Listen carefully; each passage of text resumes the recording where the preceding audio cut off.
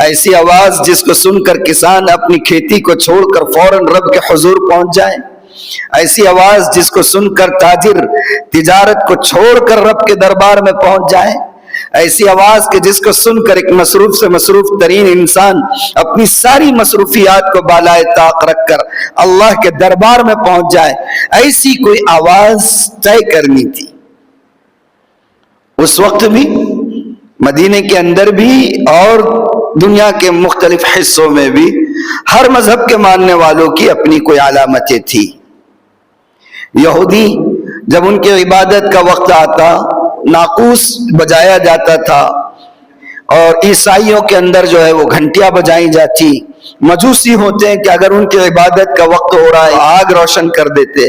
مختلف مذاہب کے مختلف طریقے تھے، مختلف علامتیں تھیں، لیکن کہ اسلام ایک اس کی اپنی مستقل شناخت ہے، اس کا اپنا مستقل شعار ہے، اس کی اپنی مستقل پہچان ہے، اس کا اپنا مستقل عقیدہ ہے، اس کا اپنا مستقل نظریہ ہے۔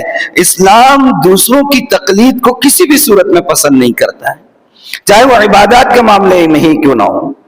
آپ کو یاد ہوگا عاشورہ کے بیان میں آپ ہر سال سنتے رہتے ہیں کہ اللہ کے رسول مدینہ تشریف لائے تو آپ نے دیکھا یہود جو ہے وہ 10ویں محرم کا روزہ رکھتے ہیں، اور آپ نے پوچھا کیوں رکھتے ہیں تو پتہ چلا موسیٰ علیہ السلام کو اللہ نے فرعون کے ظلم و استبداد سے اس تاریخ میں نجات دی تھی، اس لیے روزہ رکھتے ہیں۔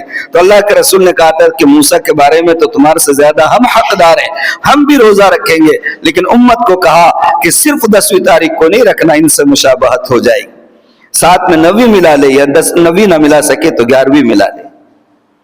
اسلام اپنا مستقل ایک کلچر رکھتا ہے، مستقل ایک شناخت رکھتا ہے، مستقل ایک تہذیب رکھتا ہے، مستقل ایک شعار رکھتا ہے، مستقل ایک پہچان رکھتا ہے۔